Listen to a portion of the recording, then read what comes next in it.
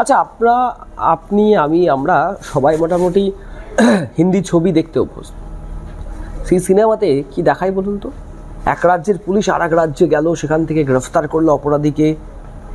বহু দেশে গিয়েও আবার গ্রেফতারের ঘটনা দেখেছি সিনেমায়। না, আমি সিনেমার কথা বলবো না, আমি বলবো বাস্তবের ঘটনা। হ্যাঁ, ঠিক এরকমই ঘটনা ঘটেছে দিল্লি পুলিশের বদান্যতায়।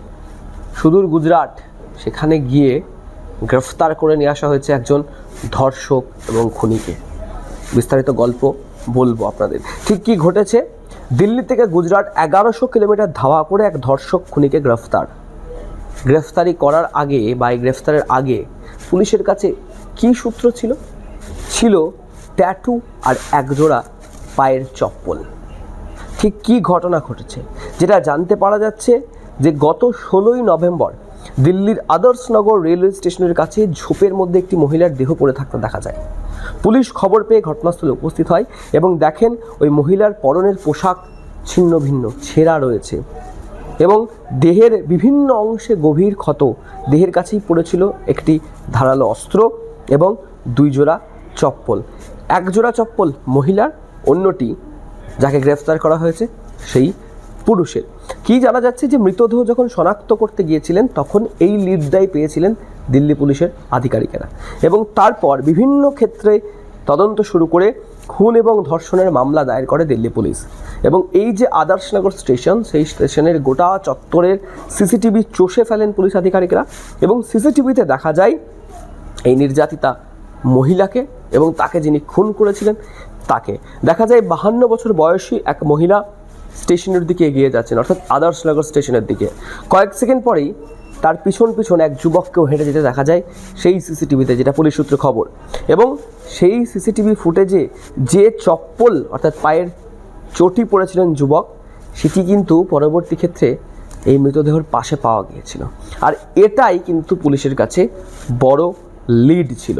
এবং পরবর্তী ক্ষেত্রে যখন পুলিশ ফুটেজ চেক করেন তখন দেখা যায় যে ওই যে যুবক বা যে লোকটির কথা উল্লেখ করা হচ্ছে, তিনি ঘটনাস্থল থেকে ফিরে যখন তিনি আসছেন তখন তার পায়ে কোনো চপ্পল নেই, অর্থাৎ যে চপ্পল পরে তিনি গেছিলেন সেই চপ্পল তার পায়ে নেই। থাকবেই বা কী করে? সেটা তো তিনি ফেলে এসেছেন যেখানে তিনি অপরাধটা ঘটিয়েছেন তার ঠিক পাশে। ব্যাস এইটুকু দেখেই এই 23 বছরের এই যুবককে শনাক্ত করে পুলিশ, নাম সালমান।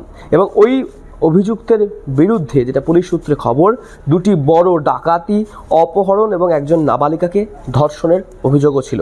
যে অভিযোগে মামলার বিচার চলছিল গুজরাটে, কিন্তু অভিযুক্ত কোনোভাবেই হাজিরা দেননি।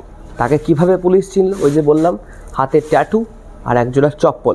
ক্রমাগত নজরদারি চালাচ্ছিল পুলিশ এই অভিযুক্তকে ধরার জন্য এবং গোয়েন্দা সূত্রে পাওয়া তথ্যের ভিত্তিতে দিল্লি পুলিশ জানতে পারে যে গুজরাটের ভারুচ জেলায় একটি ইটভাটায় লুকিয়ে রয়েছেন এই ব্যক্তি, যাকে সিসিটিভিতে দেখা গিয়েছিল এবং যিনি খুন করেছিলেন ওই আদর্শনগরের যে দেহ পড়েছিল সেই মহিলাকে। এবং পুলিশ তারপরেই স্পেশাল টিম গঠন করে পৌঁছে যায় গুজরাটে। কতটা দূরত্বে গিয়েছিল জানেন পুলিশ? যেখানে আদর্শনগর, যেখানে মহিলার মৃতদেহ পড়েছিল, সেখান থেকে 1100 কিলোমিটার দূরে। কিন্তু পুলিশ খোঁজ পেলেন কি করে? ওই যে আপনাকে বলছিলাম, এই মহিলার হাতে একটি ট্যাটু ছিল, যে ট্যাটুতে ওই 23 বছরের যুবকের নামটা লেখা ছিল।